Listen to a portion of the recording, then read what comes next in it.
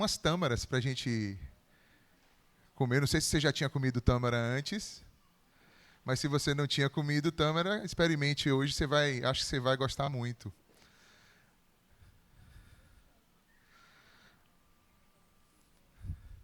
E aí, diferente, né, gente? Doce. É uma das frutas, assim, mais doces que tem. É doce. Quando fala de mel na Bíblia, muitas vezes, não fala de mel? É um mel mais, não é mel mais de abelha, é mel mais de tâmara. É mel de tâmara. Mas é gostosinho, né, pessoal?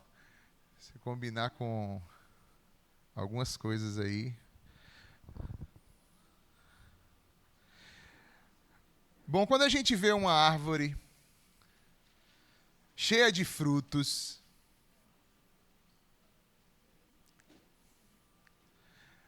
o que é que a gente pensa, gente? Quando você vê uma árvore que está cheia de frutos, você pensa o quê? Mateus disse, é frutífera, ok. O que mais? Hã? Que o quê? Ah, pensa logo em tirar algum para comer. O que mais você pensa? Que aquela árvore está cumprindo o seu papel, sua missão, né? Frutificando, o que mais? Você pensa assim, essa árvore está doente, ou você pensa assim, essa árvore está sadia, saudável? Hã? Quando ela está frutificando, você fala assim, essa árvore está saudável, não é verdade? É. Como é, Fábio? Essa árvore está maravilhosa, produzindo seus frutos, isso é bom. Com certeza. Do mesmo jeito, gente, é com relação à nossa vida espiritual. Do mesmo jeito é com relação à nossa vida espiritual. Eu coloquei ali uma imagem da tamareira para vocês verem mais ou menos como é. Parece um pouco com o que daqui da nossa região? Não, gente, coqueiro tudo bem. Dendê, gente! Dendê! Parece muito com dendê, não parece? Rapaz, eu achei muito parecido com dendê. Mas enfim, essa aí é a tâmara. E é uma árvore que você vai ver no contexto bíblico, né? Muitas vezes, até quando aparece palmeira na Bíblia, no original é Tamar, que é tâmara. Inclusive, tem duas personagens bíblicas com o nome Tamar, né? E isso sempre representa saúde, prosperidade, vida. É isso. Eu não olhei esse versículo, Mateus. Se você quiser dar uma pesquisada aí para ver. Mas tem vezes que traduzem como palmeira e, na verdade, é tâmara. E ela sempre simboliza algo de prosperidade, de frutificação, de crescimento, de coisas boas, de frutos bons. E aí, quando a gente traz isso para o contexto do que a gente vai estudar hoje, a nossa vida espiritual, ela também precisa ter fruto. Fruto. A Bíblia fala sobre o fruto do Espírito. O fruto do Espírito. Ontem, a gente pede alguém para dar uma corrida lá dentro, Dora. Para o pessoal experimentar também. Quem estiver lá dentro. Quem puder. Se você vê que e Dora está servindo e comendo também. Então, fica à vontade, querida. Ela ama tanto Tâmara que tem uma filha que ela colocou o nome Tamara. É Tamara o nome da filha dela. Você foi a pessoa certa para servir isso hoje, Doralice. Não tinha ninguém melhor. A gente teve na chácara ontem, pessoal, onde a gente desenvolve um projeto, o Acolher Kids, e a gente foi ontem lá com o Mateus e com o Ian, que são irmãos da nossa igreja também, para a gente decidir o que nós vamos fazer com uma doação que a Fundação recebeu essa semana lá do pessoal do Duque Bar. Nós glorificamos a Deus, glorificamos também a ponte que Demétrio também pode ter feito nesse caminho. Eu quero agradecer também pela tua vida, irmão, em nome de Jesus. E, pessoal, a gente esteve lá ontem para olhar o lugar onde vai fazer essa sala para as crianças lá. E tinha uma árvore lá que estava... Olha como é que ela estava, gente. Deixa eu ver se esse... Será que vai sair o áudio aí, Mateus? Não sei, né? Mas se não sair, não tem problema, não.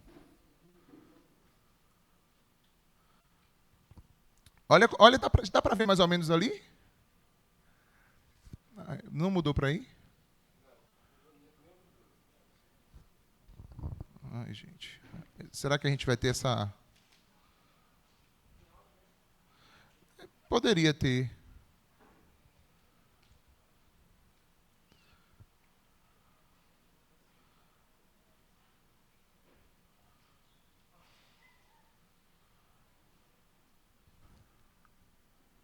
Foi não?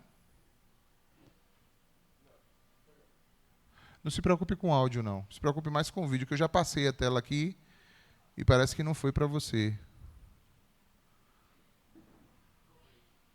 Isso, espera aí.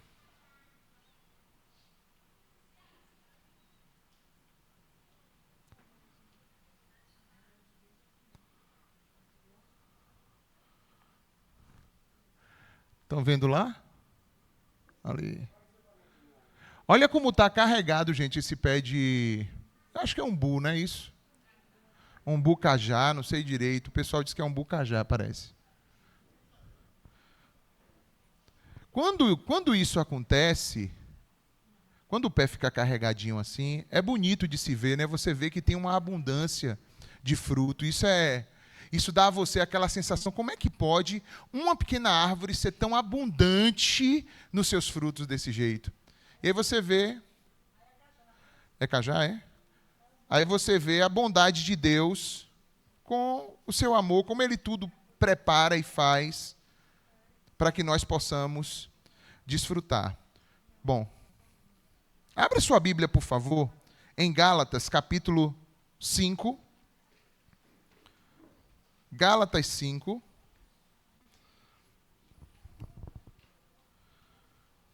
Versículos 22 e 23. Gálatas 5, versos 22 e 23.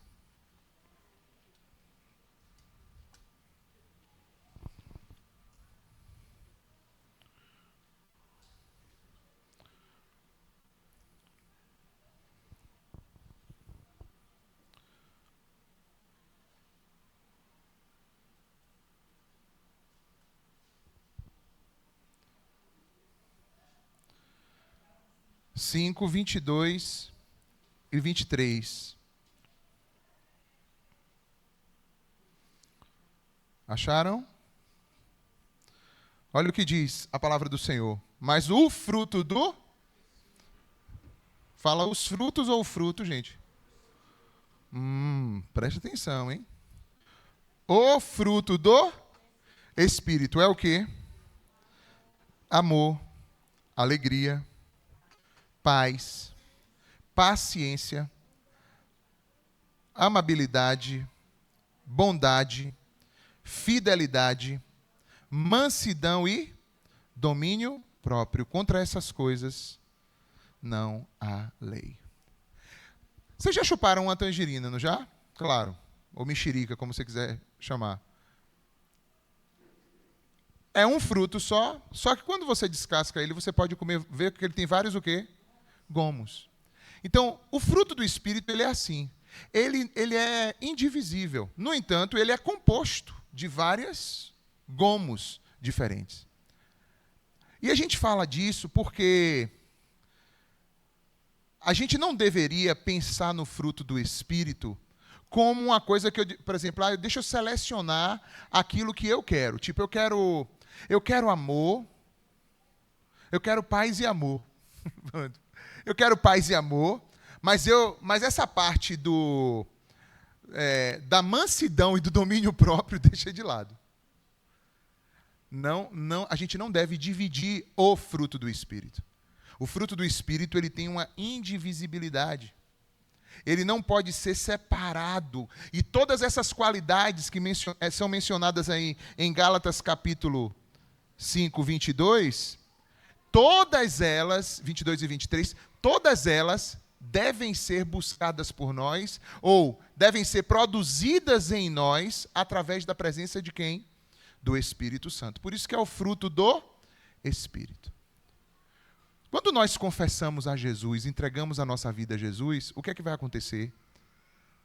A nossa casa, que a gente cantou, eu sou tua casa, tua morada, eu sou teu lar, muda as coisas de lugar. Quando a gente canta isso, é porque quando a gente entrega a nossa vida a Cristo, Jesus nos transforma numa nova criatura. Isso é um novo templo, um templo completamente novo, que pode se tornar a habitação do seu Espírito.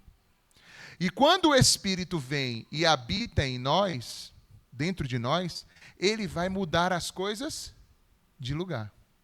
Ele vai começar a ajustar a nossa vida para produzir exatamente esses frutos que nós... Conseguiu voltar com... Não? Voltar com... Fazer com que a gente produza todos esses gomos do mesmo fruto do Espírito dentro da nossa vida. Então não podemos dividir. Pronto, Dora? Me dá um, por favor. Ó, Dora comeu duas. Se alguém quiser repetir, tem aqui.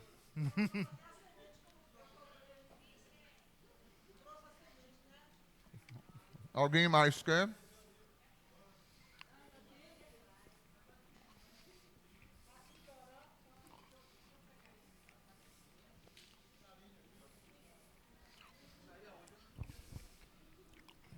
E aí, nego, pai? Olha lá com Dora lá.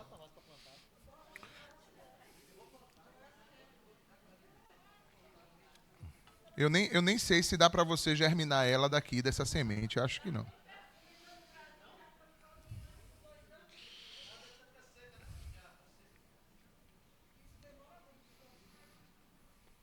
Ou seja, gente, o caráter cristão, ele precisa ser desenvolvido integralmente e não por escolhas, por partes.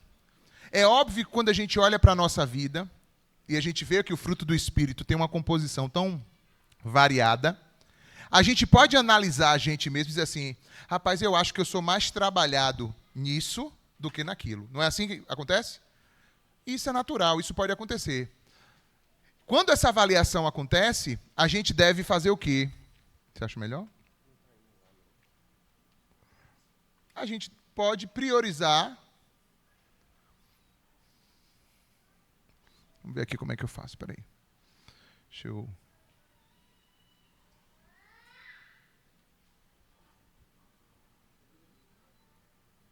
Por que tu desligou?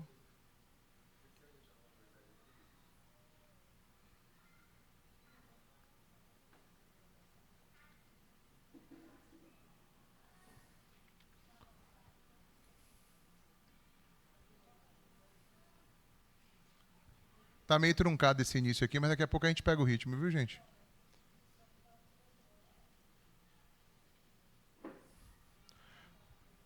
O projetor não voltou ainda, Matheus.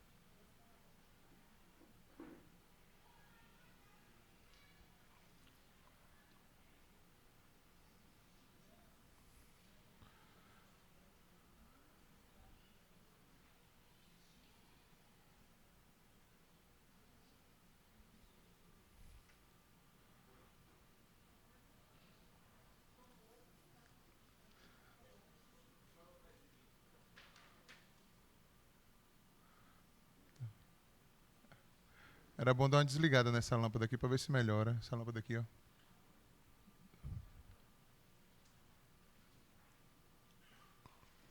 Aí.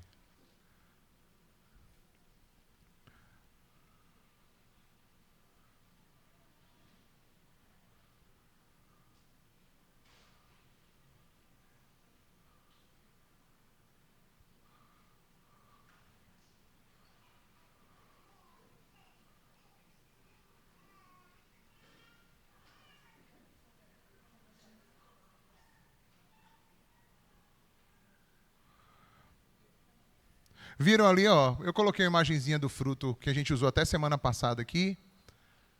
Olha como é que é ele, mais ou menos, o todo, com todos os seus gomos, que são 9. Olha só como é que deve ser. Então tem algumas coisas que a gente talvez esteja mais trabalhado, ou mais desenvolvido, mais aperfeiçoado, e outras que estão meio em baixa. Quando você olha para você, você consegue identificar em você o que é que precisa melhorar, sim ou não? Precisa? Identifica?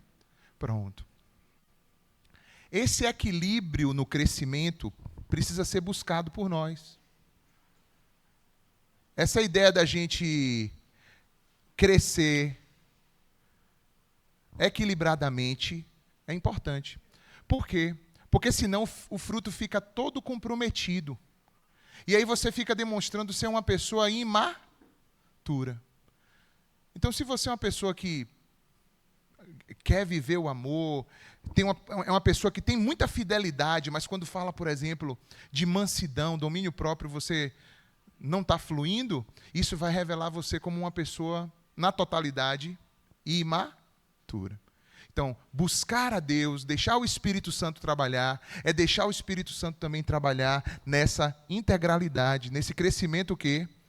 Equilibrado nas nossas vidas. Existe também uma diferença, porque a Bíblia não fala só de fruto do Espírito Santo. A Bíblia também fala de dons do Espírito Santo. Já ouviram falar disso? E tem muita gente que acaba confundindo fruto com dons. Mas são coisas completamente diferentes. Uma coisa tem nada a ver com a outra. A não ser que, claro, são produzidos pelo Espírito, ou dadas pelo Espírito, mas no contexto de como acontecem na nossa vida, são duas coisas completamente diferentes. O fruto é desenvolvido pelo Espírito em nós, mas eu queria fazer essa distinção ali entre fruto e dons. Vamos lá? Por exemplo, o fruto do Espírito, ele é criado e produzido. Ou seja, o Espírito dentro de nós, ele cria esse fruto e vai produzindo esse fruto dentro de nós. Já os dons, não.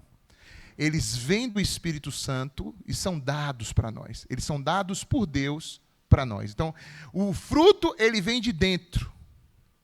E o dom, de fora. Vem de Deus para nós. O fruto é produzido dentro de nós, através do Espírito Santo. Olha só que diferença interessante. Segundo, quando é que começa a pessoa a ter fruto do Espírito? Imediatamente depois do novo nascimento. Ou seja, se alguém ouviu a mensagem do Evangelho, creu em Cristo, entregou sua vida para Jesus, a partir daquele momento, ela passa a produzir o fruto do Espírito. O Espírito começa a gerar nela um novo caráter, um caráter sendo transformado. Mesmo se essa pessoa nem tiver sido ainda batizada em quê? Nas águas. Ah, Alex, eu pensava que a gente se convertia quando batizava nas águas. Pode acontecer com algumas pessoas. Mas quando você vai ser batizado nas águas, é porque você já manifestou a sua decisão de fé. E aquele batismo ele é uma profissão pública da sua fé. Ou seja, é você dizendo publicamente o que é que a decisão que você tomou com Cristo. E ali é selado, nesse símbolo que Jesus instituiu nessa ordenança, é selado o teu comprometimento com o Senhor Jesus e com a sua igreja.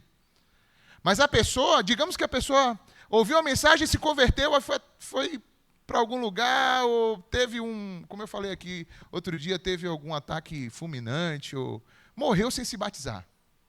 Aí a pessoa, os familiares, poxa, fulano tinha se convertido, não se batizou, e agora? Não sei para onde fulano vai, se fulano realmente foi salvo. Se creu, foi o quê? Salvo. E o batismo da pessoa acabou sendo o batismo mesmo, que é a morte. Porque o batismo nas águas, ele é um símbolo de uma morte e uma ressurreição. Então, pode acontecer isso. Da pessoa creu, entregou a vida para Cristo, mas não deu tempo de descer. Não precisa a pessoa entrar em parafuso e falar assim, poxa, então fulano não foi salvo porque não desceu as águas. Não. Creu, a partir daquele momento, o Espírito Santo vem habitar dentro da pessoa e começa a produzir o quê? Os dons espirituais, é isso? Não, gente. Ele veio produzir os dons espirituais? Não, ele veio produzir o quê? Peguei vocês não estão prestando atenção. Ele vem produzir o fruto do Espírito. Amém? Mas aquela pessoa está servindo a Deus, está buscando a Deus, está colocando a vida dela à disposição de Deus. E pode ser que em algum momento ela venha a ser batizada no Espírito Santo. E esse batismo no Espírito Santo, ele vem para uma capacitação para o serviço. É diferente. É quando você está buscando cada vez mais o Senhor, e o Senhor vê que você quer ser usado por Deus para serviço do Senhor. Então esse batismo, essa plenitude do Espírito Santo vem e o Senhor pode trazer dons sobre a tua vida. Os dons são diversos. O fruto é um só. Então a pessoa pode ter um dom e não ter outro. Mas quando se trata do fruto, ela tem que ter todos os gomos trabalhados. Dom não.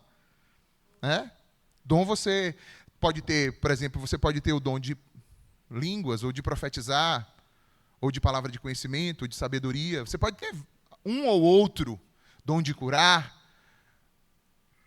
Mas o fruto não. O fruto a gente tem que buscar ele integralmente. Estão entendendo até aí? Um procede do nosso interior, que é o fruto, e os dons procedem do céu para nós. O fruto do Espírito requer o quê? Tempo para crescer. Quantos aqui entendem que estão continuamente crescendo e amadurecendo no seu caráter, que é o fruto do Espírito Santo? Amém ou não? Mas o dom não. O dom, quando vem na vida da pessoa, ele já vem o quê? Pronto, completo. Ele já vem completo. O equipamento vem completo. É como uma ferramenta que o Senhor te dá para exercer a obra de Deus. É claro que a pessoa, ela vai crescer, não que o dom não esteja completo, que ela é que está se descobrindo ou exercendo aquele dom e vai se aperfeiçoando, não na ferramenta em si, mas em como ela se utiliza daquilo, está mais disponível e acessível para isso. Fruto está relacionado o quê? Ao nosso caráter. E os dons estão relacionados ao serviço. O que foi agora, Mateus? Não, aqui está tudo ok. Ai, gente, foi o... Oh, meu Deus. Gente, hoje eu embolei aqui, viu? Esqueci de ligar o computador na tomada. Mas ele volta.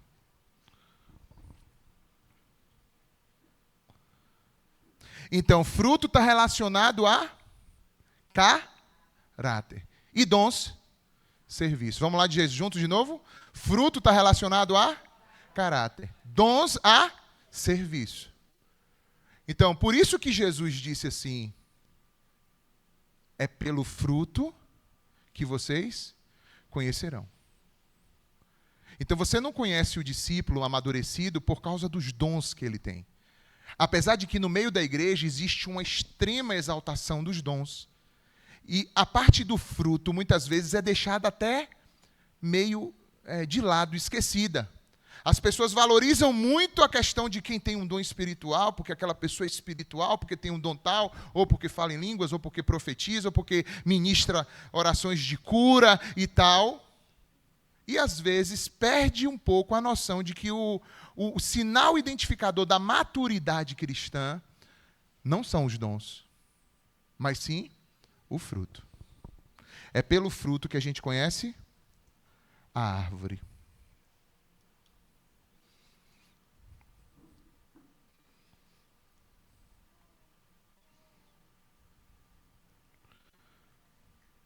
Vocês estão ainda em Gálatas?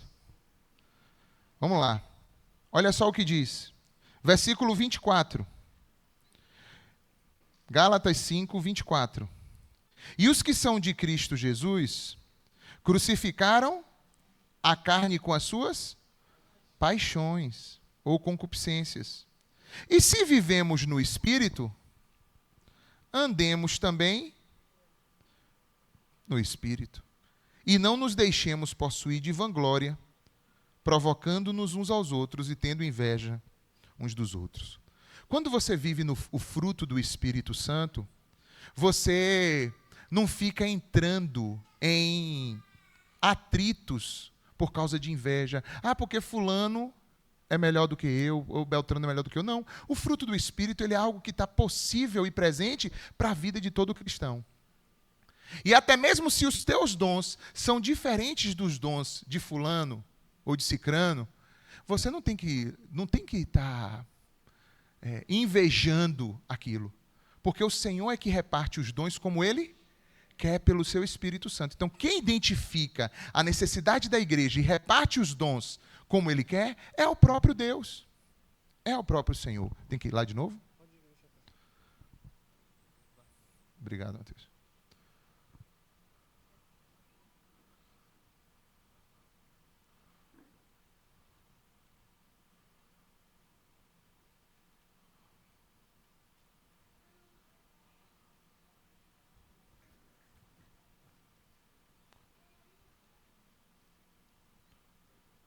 Foi?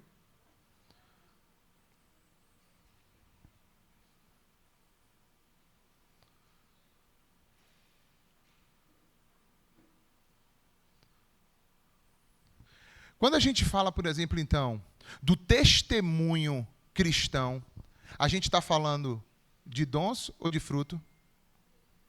O testemunho que se apresenta diante do mundo? Fruto.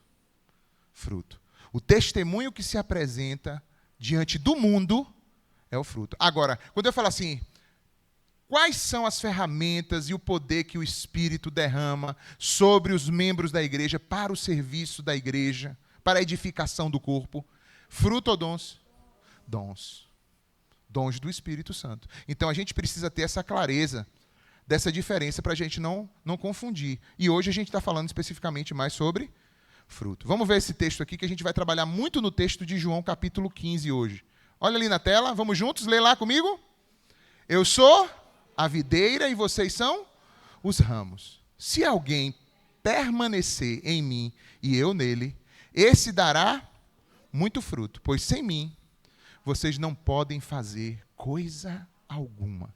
Olha que interessante, eu fui buscar uma imagem aqui para poder a gente pensar nisso. Se você pegar uma luva e colocar uma luva aqui em cima da mesa, essa luva ela vai fazer o quê, pessoal? Nada. Para essa luva ela alcançar o que ela precisa ela precisa de quê? De uma mão por dentro dela para fazê-la agir. Não é assim? A mesma coisa somos nós. Nós somos como essa luva que sem o fluir, sem o agir, sem a mão de Deus, através do Espírito Santo, em nós, o que é que a gente pode fazer? Nada. Nada. Então, é necessário para viver a vida com Deus uma dependência do Espírito Santo de Deus. Contínua. É por isso que existe uma diferença, gente, entre moralidade, entre fazer o bem e fazer o bem espiritual que Deus quer que eu faça. Existe uma diferença. Porque fazer o bem, se eu conheço o que é bem e o que é mal, eu consigo fazer o bem. E isso é bom, obviamente, para a sociedade. Mas não necessariamente, todas as vezes que eu estou fazendo um bem, eu estou fazendo o bem que Deus quer que eu faça. E não é, o mais desafiador não é você viver deixando de fazer o mal para fazer o bem, porque muita gente já vive assim. Tem uma vida correta, procura ser honesto, procura ser uma pessoa que anda direito, não é? Mas às vezes, por mais que a pessoa ande direito, quando essa pessoa é exigida a renunciar a algo dela para fazer aquilo que Deus quer da vida dela, ela não abre mão, não renuncia. E ela acha que um bem que ela já faz substitui, anula o bem que Deus quer que ela faça. E isso é a grande armadilha no qual muita gente pode cair e tropeçar. Uma das parábolas que fala sobre isso é a parábola do bom samaritano, quando o levita e o sacerdote passam por aquele homem que estava caído, machucado, tinha sido assaltado, e eles passam por ele, olham para aquele homem caído e seguem porque eles estavam indo para o seu serviço de culto. Então, o serviço de culto é um bem? Claro que é um bem. É óbvio. Mas naquele momento, a direção do Espírito era que eles parassem e socorressem aquele homem. Então, viver a vida cristã, ou viver a vida com Deus, exige uma dependência continuada do Espírito Santo. Quando Jesus foi explicar isso em João capítulo 15, se você quiser deixar sua Bíblia já aberta nesse texto aí, você pode. Jesus vai chamar a gente, aí como a gente viu, de quê? Nós somos os ramos. Fala aí, eu sou o ramo. E Jesus é a videira. Nós somos os ramos. E Jesus é a videira. Então podemos afirmar que frutos saudáveis não vêm de quem? De nós mesmos, mas de uma relação que? Contínua com Cristo. Então a questão da produção do fruto, ela nunca é uma coisa que você vai chegar num ponto e dizer assim, ó, pronto, cheguei. Acabou. Não. A palavra do Senhor nos Salmos diz que os velhos ainda na sua velhice, o quê? Produzirão frutos. Então a gente vai dar frutos a vida inteira, talvez um pouco diferente. Cada fase da vida faz você dar fruto diferente de outra fase. Mas todos nós precisamos dar fruto durante toda a nossa vida. Eu já tive relatos de pessoas que levaram pessoas a Cristo, inúmeras pessoas a Cristo, estando no leito de hospital, se ultimando no leito de hospital. Então a pessoa está se ultimando no leito de hospital e o fruto ainda sendo o quê? Gerado através da vida daquela pessoa, mesmo ela se ultimando. Veja que coisa interessante. Então, Deus requer de nós fruto num relacionamento contínuo. Não é algo que eu possa chegar hoje de manhã e falar assim, olha, Senhor, o fruto de ontem está massa, está ok. Segue o fruto de hoje. Os irmãos chegaram ali? Leva ali, Dora. Chegaram ali. Quem foi que chegou agora ali, gente? Foi Lu, não foi o pessoal? Eu reparti aqui uma coisa com o pessoal aqui para vocês. Pedro, Gui. Mais alguém que não recebeu a nossa tâmara aí hoje de manhã? Fala, Dimas. Venha. Eu não tenho uma tamareira em casa. Tenho uma filha Tamara. Mas em casa, no jardim, não é no quintal, eu tenho uma mangueira. E a mangueira, hoje, ela está acabando de dar frutos. Então ainda está caindo manga. Mas já está brotando.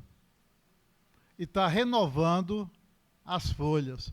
Então, é assim, um exemplo da continuidade, não é? E a mangueira é bem mais velha do que eu.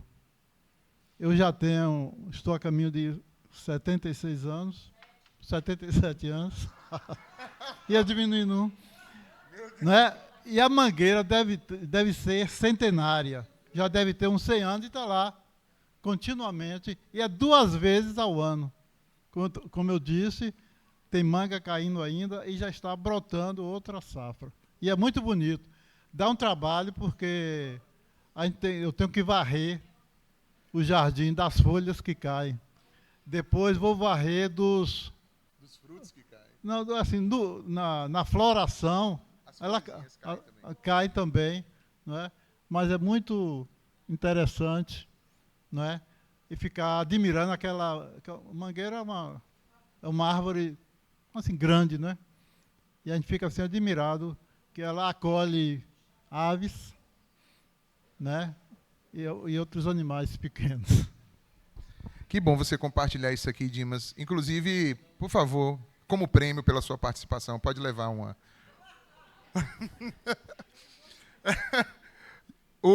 Já está quase acabando, só tem 3, a do Pai, do Filho e do Espírito Santo, aleluia. Irmãos, olha só, que bom isso que Dimas falou, porque realmente quem conhece a casa de Dimas e Dora sabe que eles têm um jardinzão, né? E essa coisa de você ter jardim perto de você, isso te faz muito bem, sabia, gente? Você poder ter plantas perto de você. Eu estava lendo uma matéria essa semana, o pessoal dizendo que no Japão, eles já têm uma terapia específica, que é mandar a pessoa para um lugar para ter contato com a natureza, porque eles se entende isso. E é verdade, né, irmãos? Nós fomos feitos dentro do jardim. O homem foi originalmente feito para ser posto no meio do jardim. A gente é que vai fazendo a nossa selva de pedra aqui e vai só diminuindo a quantidade de contato com o que é mais natural, mas Deus realmente quer que a gente tenha contato com aquilo que é mais natural. Então, sem Jesus, as nossas atitudes e escolhas refletem mais o quê? O nosso ego do que o caráter de Deus. Lembra quando João Batista diz assim, olha, importa que eu diminua e que Jesus cresça. Essa deve ser a jornada de todo cristão. Cada vez mais a gente deve renunciar e permitir que o Espírito Santo venha promovendo em nós um caráter semelhante ao de quem? Ao de Cristo, nos tornar mais semelhantes a Jesus. Qual é a jornada do cristão? É conquistar bens aqui na terra? A jornada do cristão, essencialmente, é ter sucesso acadêmico? Pô, tudo isso é importante também em segunda, terceira escala. Mas a coisa mais importante na vida do ser humano é que ele vá se tornando conforme a imagem daquele que o criou. Esse é o principal propósito, essa é a principal vida, esse é o principal destino ao qual devemos perseguir, que possamos nos tornar mais semelhantes a Cristo, com um coração mais identificado com o de Cristo. E eu vou dizer para vocês, existe uma diferença entre união e comunhão. Eu quero falar sobre isso. Porque o texto que nós lemos diz que a gente precisa permanecer. Permanecer é um aspecto mais profundo do que apenas unir. Permanecer significa estar conectado a Jesus diariamente através da oração e da palavra. A gente vai tentar desmistificar um pouquinho essa questão de como é que funciona esse permanecer em Cristo. Quando Jesus disse assim, olha, você não pode fazer nada sem mim. Você tem que permanecer em mim e eu tenho que permanecer em você. Porque eu sou a videira e vocês são os ramos. Agora, como é que isso funciona? Olha lá. Vamos ler juntos? Versículo 4. Permaneçam em mim e eu permanecerei em vocês. Nenhum ramo pode dar fruto por si mesmo, senão que permanecer na videira. Vocês também não podem dar fruto se não permanecerem em mim. Veja quantas vezes aparece aí a palavra o quê? O verbo o quê? Permanecer. Inclusive, esse é o tema da nossa mensagem hoje à noite, quem quiser vir. Então, permanência é algo que exige não somente união, mas exige de nós também comunhão. Olha essa imagem. Ela está em inglês porque eu não achei uma imagem boa em português. Você tem ali a Biden, que é permanecer, ou estar permanecendo, lá em cima. Você tem o tronco principal, que seria o quê? A videira. Você tem o ramo, que é aquele raminho que está ali, que somos quem? Nós. E ali você tem union, que é união, e communion, que é comunhão. União é o processo do enxerto. Você uniu. Você pegou um ramo que estava solto, que é o que acontece com a gente.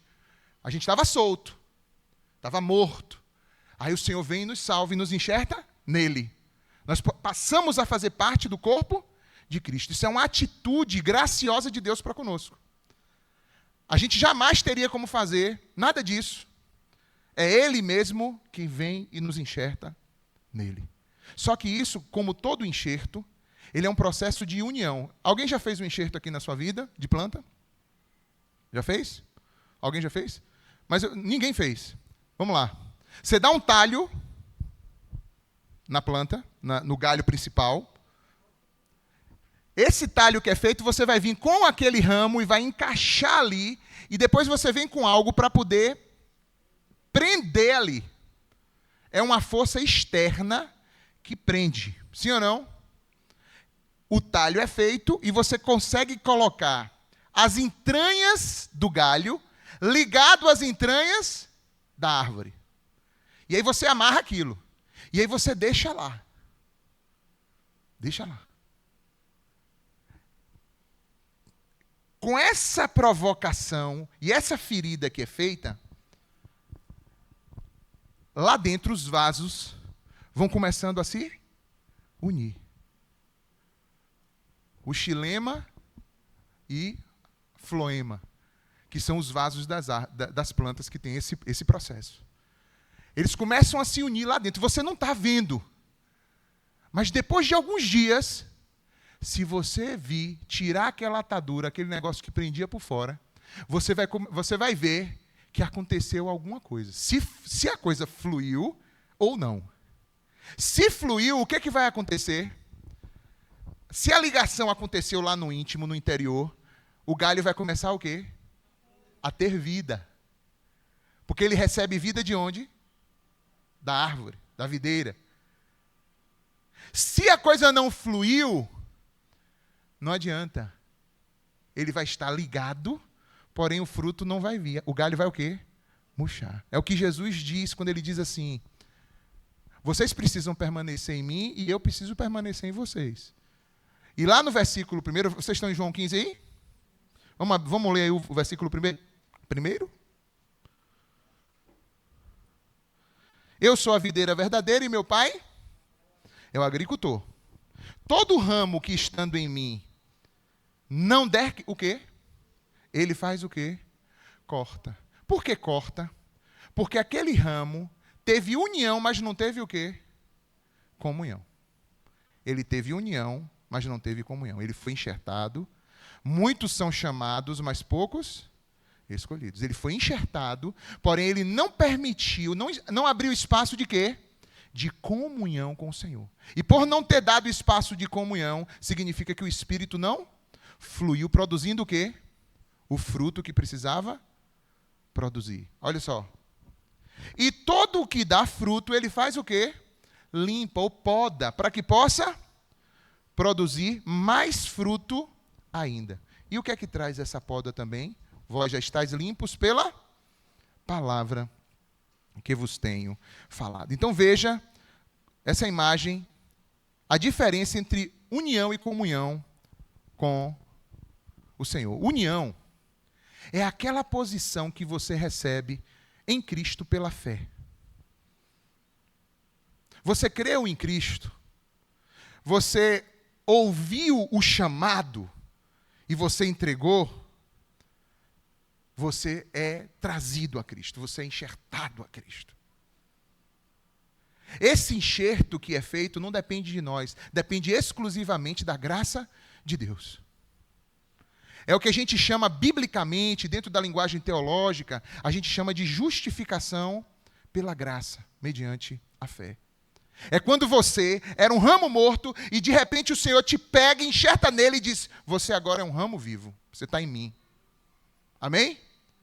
E a partir dessa declaração, ele vai começar a estender para dentro de você tudo que você necessita para a piedade, para a vida cristã, para viver a vida espiritual, para viver a vida com Deus. O Senhor vai enviar para você, através do Espírito Santo.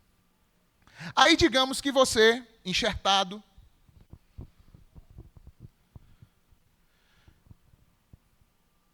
se converteu, entregou sua vida para Cristo. Mas você não tem buscado viver uma vida de quê? De comunhão com Deus. Você ainda continua dando lugar para a carnalidade, para o pecado. Quanto mais você se inclina para a carne, aquilo vai trazer morte, condenação para a tua vida. Quanto mais você se inclina para as coisas do Espírito, aquilo vai te conduzir para a vida eterna e a frutificação que Deus quer. E aí digamos que a pessoa continua ali naquela insistência, no pecado, no erro. O que é que ela está fazendo no final das contas? Ela está renegando a obra de quem? Do Espírito Santo. O Espírito Santo está buscando comunhão e ela está com os floemas e xilemas travados. O que é que vai acontecer com essa pessoa? Ou ela se arrepende, porque enquanto tem vida há o quê? Esperança de arrependimento. Ou ela pode chegar, de fato, a cometer aquele pecado qual a Bíblia diz que não há o quê? perdão, que é o quê? A blasfêmia contra o Espírito Santo. Que é essa renúncia total ao fluir que o Espírito está fazendo sobre a vida da pessoa para produzir o quê? O fruto na vida da pessoa. Quantos estão entendendo, pessoal? É por isso, irmãos, que o texto que Jesus falou, ele diz assim, olha, se não der fruto, não é porque se não der fruto hoje, é se não der fruto. Se diante de todo o processo da vida, em que o Espírito está agindo e a pessoa se mantém endurecida e se mantém enrijecida contra o agir do Espírito, finalmente essa pessoa vai ser o quê? Cortada e lançada no fogo. É por isso que o Espírito Santo está aí, o Espírito Santo chama, a mensagem é pregada, muitos ouvem, mas de fato poucos são escolhidos. Por quê? Porque quem são os escolhidos? São aqueles que deram o quê? Lugar ao fluir do Espírito dentro da sua vida. Então, união é uma posição que é dada pela fé. É aquela declaração que é feita mediante a justiça do próprio Cristo e não nossa. Já a comunhão é aquela vida de experiência diária com Deus. Por exemplo, quando você está aqui agora, você veio para um culto hoje de manhã, não veio? Quando você acordou hoje de manhã, você conversou com Ele? Você está aqui agora, enquanto você ouve a mensagem, você conversa com Ele? Quando você sai do culto, pega teu transporte ou teu carro, vai, você conversa com Ele? Você tem um tempo para dizer assim, eu estou parando aqui agora porque eu quero dar uma atenção mais exclusiva para você, Deus? Você tem isso? Pronto, isso precisa ser algo contínuo. Isso é dar lugar a esse fluxo do agir do Senhor. Quantos estão entendendo isso, pessoal? Isso é dar lugar a esse fluxo. Essa experiência diária que faz a gente ser, aos poucos, transformados e nos leva a dar o fruto ali na frente. Kelly. Sim.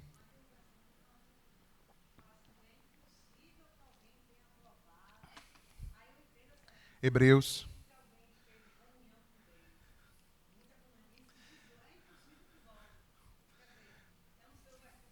Hebreus. Podemos ir lá. Deixa eu ver se eu acho ele aqui rapidinho.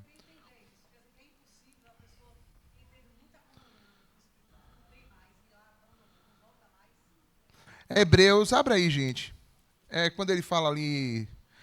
esse texto é um dos textos que fala sobre a apostasia, o pecado de apostasia, que também está relacionado à blasfêmia contra o Espírito Santo. Hebreus 6, não vai estar no nosso projetor ali, não tem problema, mas a gente lê aqui juntos. Hebreus 6, a partir do versículo 4. Olha aqui o que diz. É impossível, pois, que aqueles que uma vez foram o quê? Iluminados e provaram o quê? O dom celestial, e se tornaram o quê?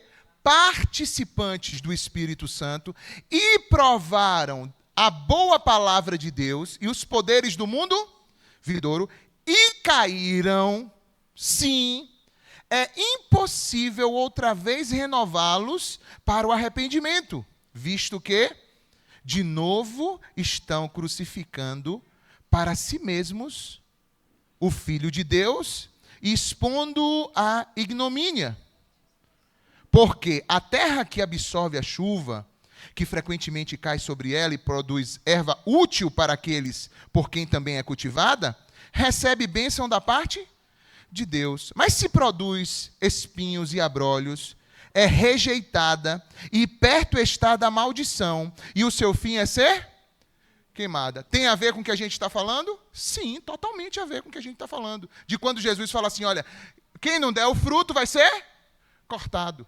É a mesma coisa. O texto de Hebreus, ele apenas destrincha e disseca mais profundamente. O que é que ele está dizendo? Que aquela pessoa que experimentou Deus e depois continua rejeitando Deus, não tem outra instância de Deus para aquela pessoa. Existe uma extensão da misericórdia, porque Deus estende, tolera e é misericordioso com aquela pessoa, com o objetivo de que ela alcance o quê? Arrependimento. Mas se aquela pessoa parte sem arrependimento, o fim dela é maldição, é separação de Deus. É o pecado da apostasia ou da blasfêmia contra o Espírito Santo.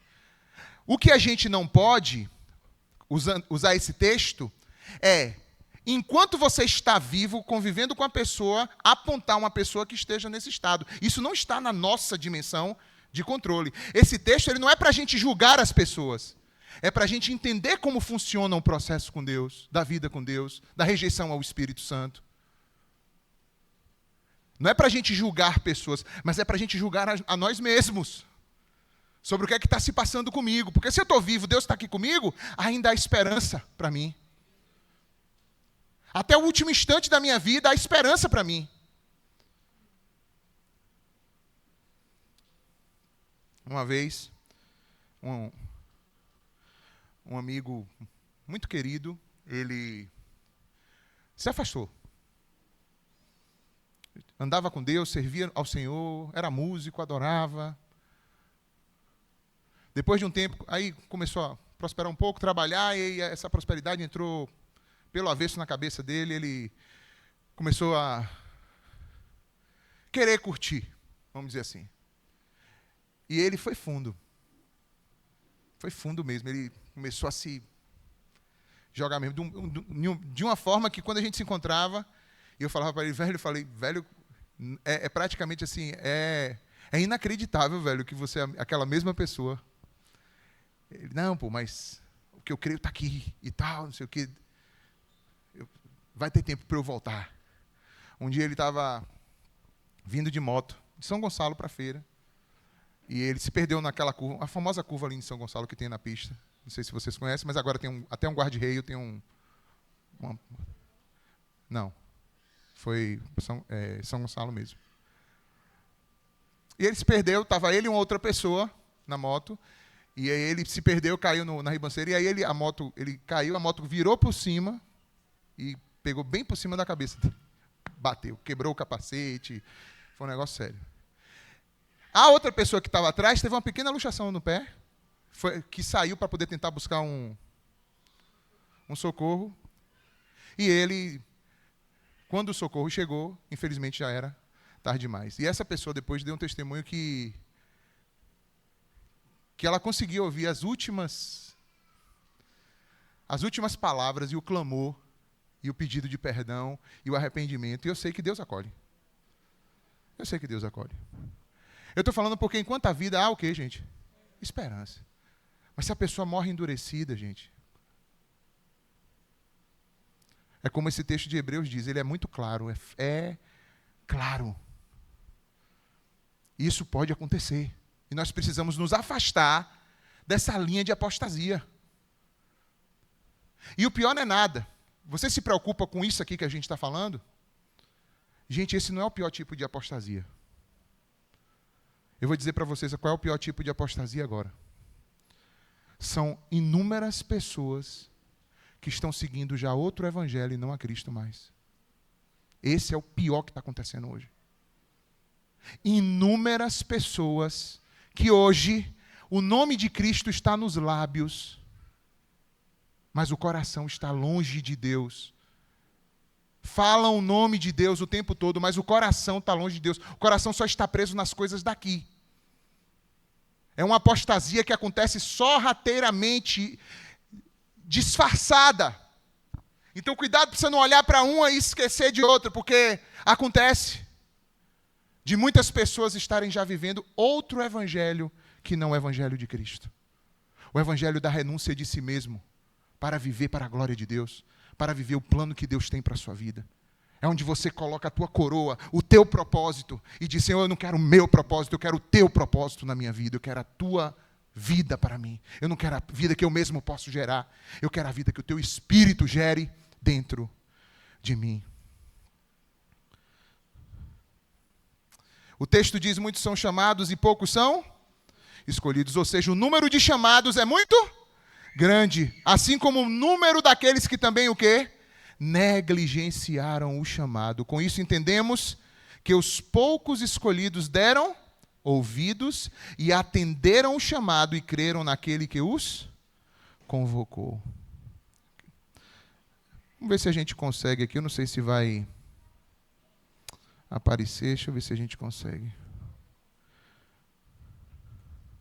Apareceu alguma coisa? Aí?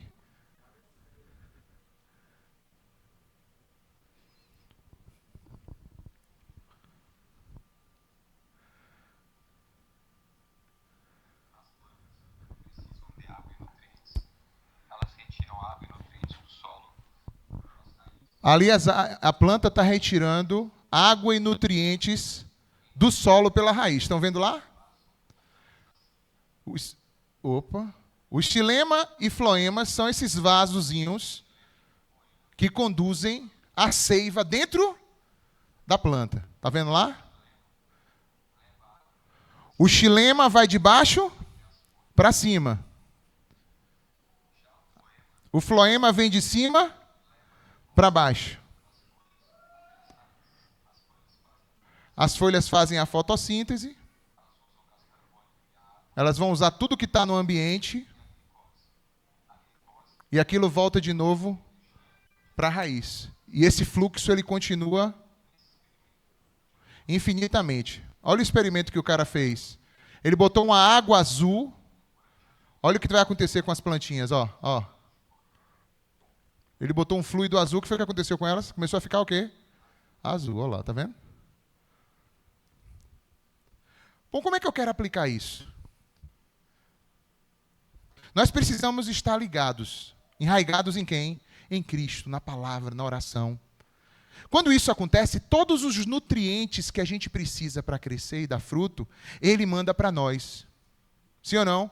Só quando Ele manda para nós, isso precisa ser exposto na atmosfera. Todos nós, a vida cristã, ela não é uma vida de estufa. Ela é uma vida solta nesse mundo. Nós não somos criados dentro de uma estufa protegida. Nós somos criados no ambiente. Então, quando Ele derrama a unção dEle sobre nós e nos capacita, isso vai ter contato também com a ambiência que está fora, a nossa família, o nosso local de trabalho, aonde a gente vive, aonde a gente vai ser exposto ao sol, às tribulações da vida. E ali a gente vai produzir dentro da nossa vida uma fotossíntese, ou seja, é o confronto daquilo que Deus nos dá com aquilo que o ambiente provoca na gente, para que algo volte como resultado, como afirmação do fruto que Deus está gerando na nossa vida. Quantos estão entendendo, irmãos? Ou seja, Deus te capacita, você está exposto. É nessa exposição que a fotossíntese e várias coisas acontecem, que você é exposto ao gás carbônico que existe nesse mundo, mas que você, ao receber gás carbônico, você precisa produzir o quê? Oxigênio. E não mais gás carbônico. A gente recebe gás carbônico, mas gera o quê? Oxigênio. A gente está num mundo cheio de gás carbônico. Mas como árvores do Senhor, plantas do Senhor, ramos, nós precisamos produzir o quê? Oxigênio limpo para esse mundo. E isso vai acontecer quando esse fluxo está rolando na nossa vida. Para que a gente possa ser frondoso, para que a gente possa dar fruto, oferecer sombras, ser galhos fortes. Como Jesus disse, olha, o grão de mostarda é a menor das sementes que tem. Mas quando você planta ela se torna uma árvore frondosa, tão frondosa a ponto de as aves do céu virem e fazerem ninho sobre ela. Assim tem que ser a nossa vida. A gente tem que viver uma vida que a gente se torne frondosa e um galho forte a ponto de a gente conseguir oferecer abrigo para outros. A fim da gente conseguir suportar as temperaturas. Quanto mais funda a raiz, mais perene a árvore é e consegue enfrentar mais as diferenças climáticas, não é assim? Assim precisamos ser nós também, espiritualmente falando. Amém, pessoal?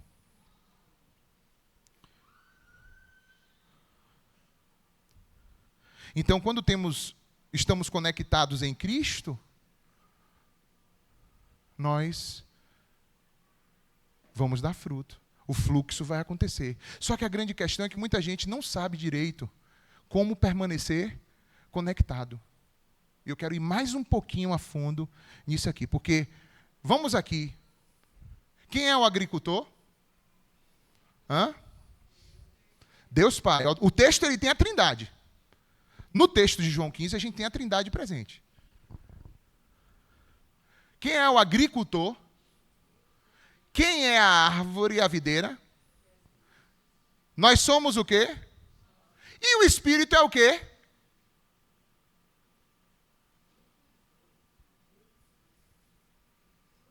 Não. A seiva. O Espírito é a seiva que corre. O Espírito é a seiva que corre. É Ele quem, ao correr em nós, vai produzir o que lá na frente? O fruto do Espírito. É por isso que nós não podemos negligenciar, e toda tentativa do inimigo contra nós é nos distrair da vida do Espírito. Quantos entendem o que eu estou falando? O tempo todo o Espírito está falando, está dizendo, está direcionando. Mas o que é que o inimigo das nossas almas quer fazer? Nos tornar pessoas negligentes à obra do Espírito, à voz do Espírito, à direção do Espírito. Fazendo o quê? Fazendo a gente se ocupar de tantas coisas aqui. Fazendo a gente ficar muito ocupado com tudo daqui.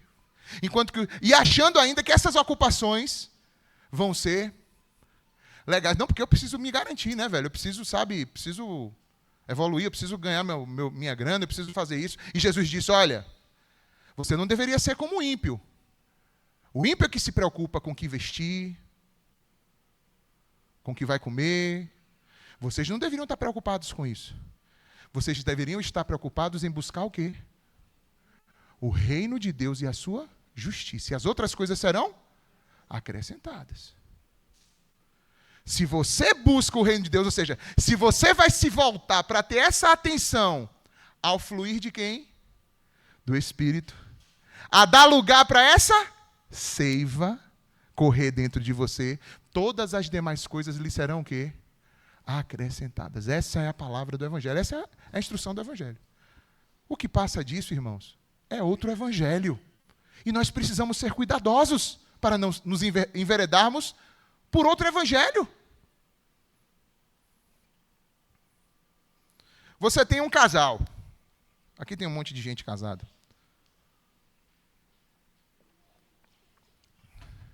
Quem é casado sabe, existe diferença ou não entre união e comunhão? Existe ou não? Quantos casais, não vou dizer aqui para mim todo mundo está em plena comunhão.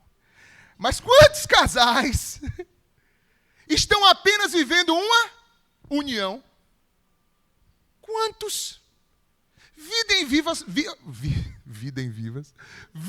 vidas completamente dissociadas, mas estão unidos por um papel, estão unidos moram no mesmo teto, até às vezes dormem até na mesma cama, no mesmo quarto. Mas não existe mais o quê, pessoal? O xilema e o floema, que tem outros nomes na vida de casado, já não rola mais há muito tempo. Já não acontece mais há muito tempo. A intimidade real de alma, de corpo, de espírito, já não acontece.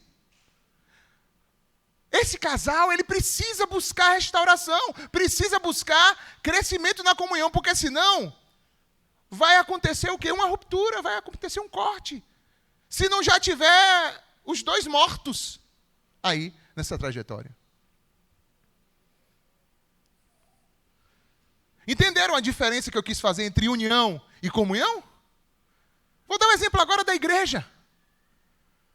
Tem gente que está unido à igreja, mas não tem comunhão com a igreja. Ainda mais num mundo como o de hoje, onde você tem um arsenal de igrejas, até na porta da nossa igreja tem outra igreja. E que as pessoas vivem não pela comunhão, elas vivem por aquilo que pode lhe oferecer algo. É como um mercado, é como quem te oferece o melhor produto, a melhor coisa para você consumir. E não uma comunhão íntima como se fosse uma família. Isso tem sido muito quebrado na convivência. Mas eu te pergunto, é isso que Deus planeja para a sua igreja, para o seu corpo? Não é. Quantas pessoas têm união com essa igreja, mas não têm comunhão, não procuram se aprofundar, se encostar mais, se permitir a viver uma profundidade relacional, a dar de si. Sabe por quê? Porque isso vai exigir o quê? Renúncias. Quando você tem uma relação que ela é mercantil, você não precisa das renúncias, você faz o que você quer para obter o que você quer e acabou. Quando você vive uma vida familiar, uma vida de comunhão e de intimidade, vai ser muitas vezes arrancado de você o que você não queria dar. O que tua carne não queria entregar. Vai ser exigido de você uma renúncia de coisas que você não queria fazer.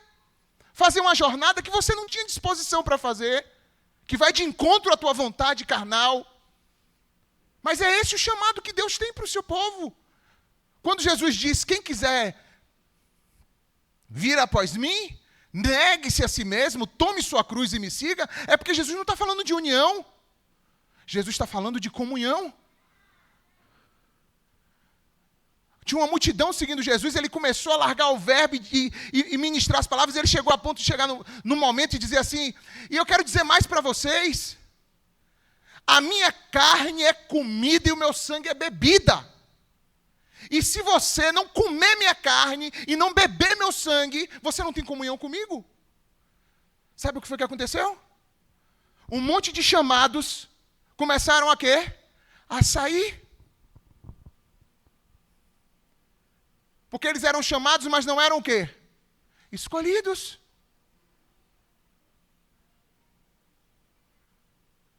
E eles começaram a sair dizendo, sabe o quê? Para com essas palavras, porque elas são muito duras de se ouvir. Elas agridem a gente. Elas exigem da gente uma coisa que a gente não pode e nem quer te dar. E aí ficaram ali alguns poucos, e os apóstolos estavam ali também. E aí o Senhor Jesus diz, e aí, vocês também vão se retirar? Vocês também vão sair? É quando Pedro fala a célebre frase que a gente já conhece. Qual é a frase?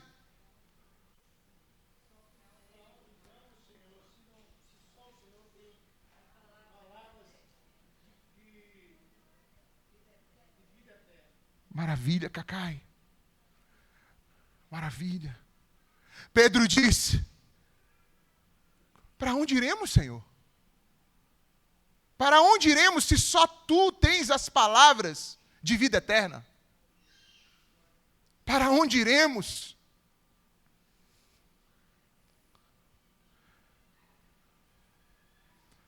Esse é o trecho que a gente às vezes não quer fazer. Existe algo que é exigido de nós, permanecer. Permanecer. Porque na permanência, você vai vendo como é que Deus vai produzir o fruto na sua vida. Permanecer. E nisso a gente vai ver o papel da obediência e amor. Jesus ensina que permanecer nele envolve o quê? Obedecer os seus? Estão em João 15 ainda aí, gente? Olha só.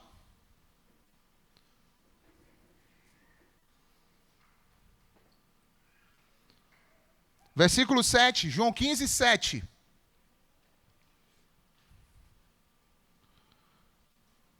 Jesus ensina que permanecer nele envolve obedecer seus mandamentos e deixar sua palavra habitar em nós. O que é que diz aí em João 15, 7? Se vocês permanecerem em mim, e o quê? E as minhas palavras permanecerem em vós, pedireis o que quiserdes e vos será feito. Significa que se eu estou ali naquela intenção continuada, de querer o que Deus quer, de querer a vontade de Deus na minha vida, tudo aquilo que eu requerer, ou tudo aquilo que os meus chilemas e floemas exigirem para poder a vida continuar, Ele vai derramar, Ele vai fazer. Quantos estão entendendo isso? Se eu estou inclinado a fazer a vontade dEle, a viver a vida que Ele quer, a dar o fruto que Ele quer da minha vida. Então, o verdadeiro amor por Cristo se manifesta na obediência. Olha só essa imagem. Permanecer o quê? Vamos juntos? Enraigados na palavra de Deus. A nossa raiz tem que ser enraigado na palavra. Porque na palavra você vai encontrar o nutriente, na palavra você vai encontrar tudo o que você precisa para poder produzir o fruto que Deus quer para você. Você vai à palavra. Alex, você está falando de ir para a palavra é o quê? É meditar mesmo, ler as Escrituras e o Espírito Santo vai vivificar a palavra dentro de você. Tornando a palavra lida, como Jesus Cristo disse assim, olha, as palavras que vos tenho falado, elas são Espírito e são vida. Então, quando você medita na palavra, lê, medita nela de manhã, de noite, o Espírito vai transformando a leitura intelectual, psicológica, mental, ela vai transformando isso em vida espiritual para você. Os textos bíblicos vão ganhando vida dentro de você e fortalecendo a tua vida espiritual. É por isso, gente, que a gente continuamente está estimulando aqui a fazer a leitura bíblica. Quantos estão fazendo lendo a Bíblia todos os dias, irmãos? Levanta a mão, por favor. Quem lê a Bíblia todo dia aí, pode baixar. Se você não está lendo a Bíblia todo dia, eu vou te dizer, faça isso em nome de Jesus.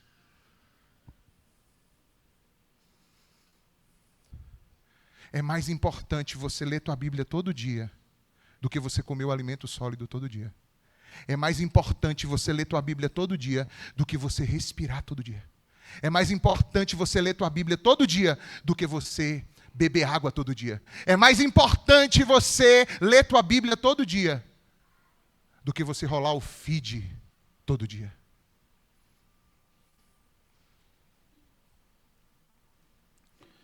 Olha o que diz a palavra de 1 João, capítulo 3, 21 a 24.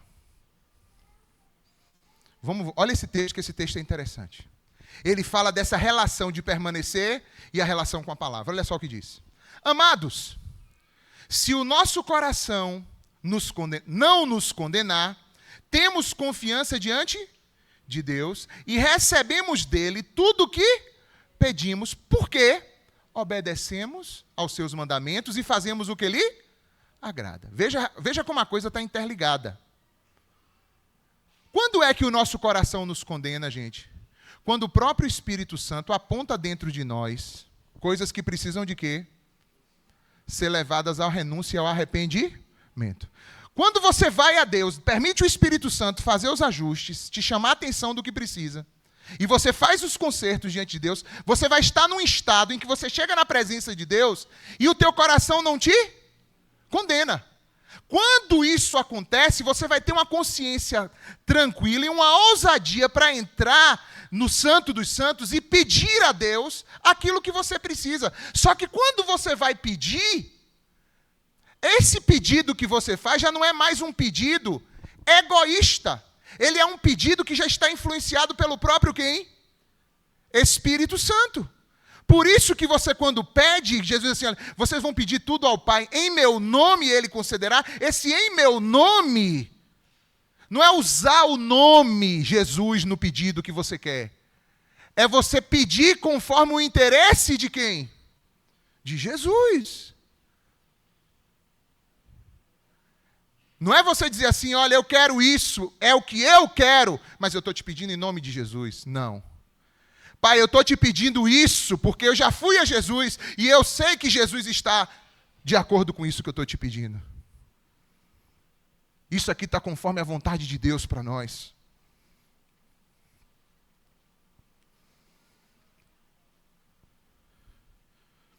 E esse é o seu mandamento. Que creamos no nome do seu Filho Jesus Cristo e que nos amemos uns aos outros como Ele nos ordenou. Olha só. Os que obedecem aos seus mandamentos, nele permanecem e ele neles. E do seguinte modo sabemos que ele permanece em nós, pelo Espírito que ele nos deu. Veja como existe a ligação entre a permanência, a palavra, a obediência, o que você pede a Deus. Como testifica que estamos em Deus e que somos filhos de Deus, se o Espírito de Deus testifica isso? A partir do momento que a gente é que a gente frutifica, até não somos somente transformados, mas o mundo em volta de nós também é. Versículos 7 e 16 de Mateus diz, capítulo 7, verso 16, diz: vocês reconhecerão eles pelos seus frutos. Fruto espiritual, caráter e conduta. As pessoas ao nosso redor podem ver Jesus em nossas atitudes quando demonstramos amor, por exemplo, em vez de ódio, alegria em meio a problemas, paciência em meio a situações difíceis. É assim que o fruto se manifesta, de forma que possamos dar testemunho. Então, o fruto do Espírito não é apenas sobre nós, ele impacta também as outras pessoas e glorifica ao nosso Pai que está nos céus. Jesus diz em João 15,16: vocês não me escolheram, mas eu os escolhi para vocês irem o quê? Todos juntos na tela? Irem fazerem o quê? Juntos na tela, irem fazerem o quê? Darem fruto. E o fruto que permaneça, a fim de que o Pai conceda a vocês o que vocês pedirem em meu nome. 5 coisinhas aqui para a gente encerrar.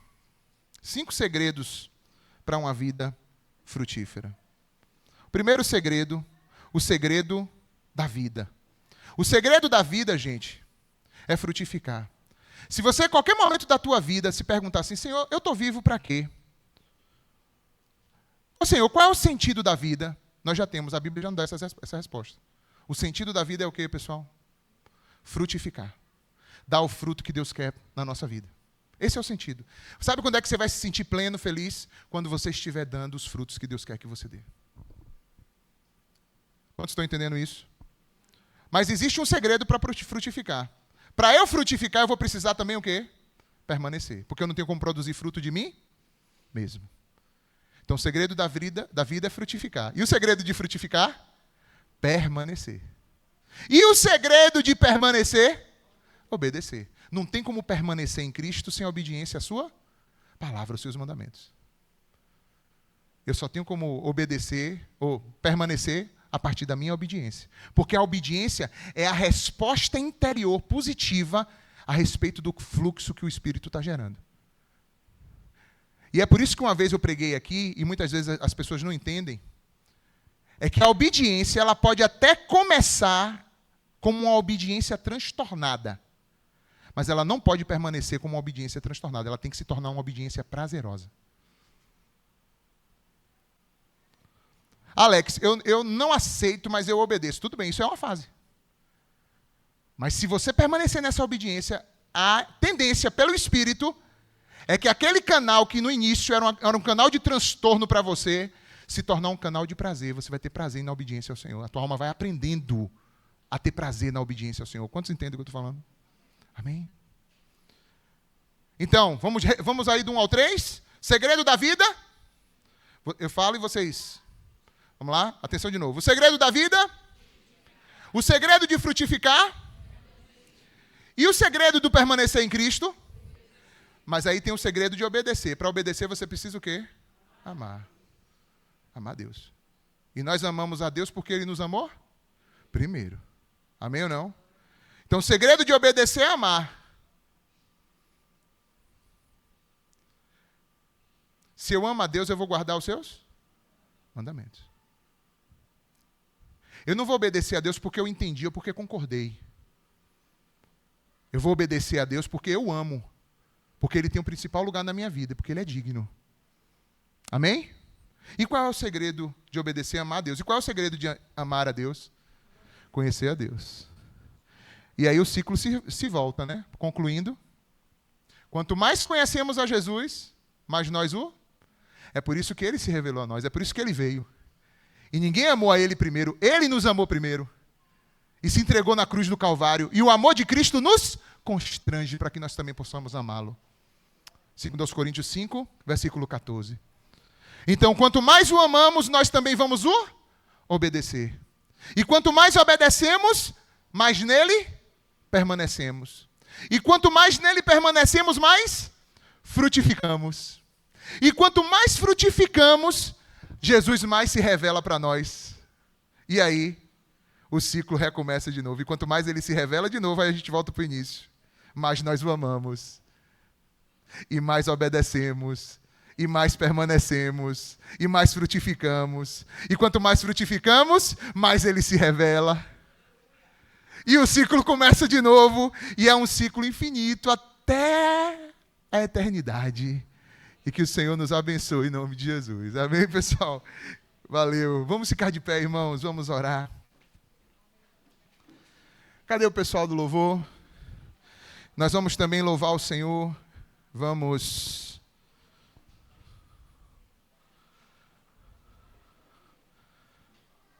render ao Senhor nossas vidas, nossos dízimos, nossas ofertas. Vamos louvar juntos aqui, irmãos, todos.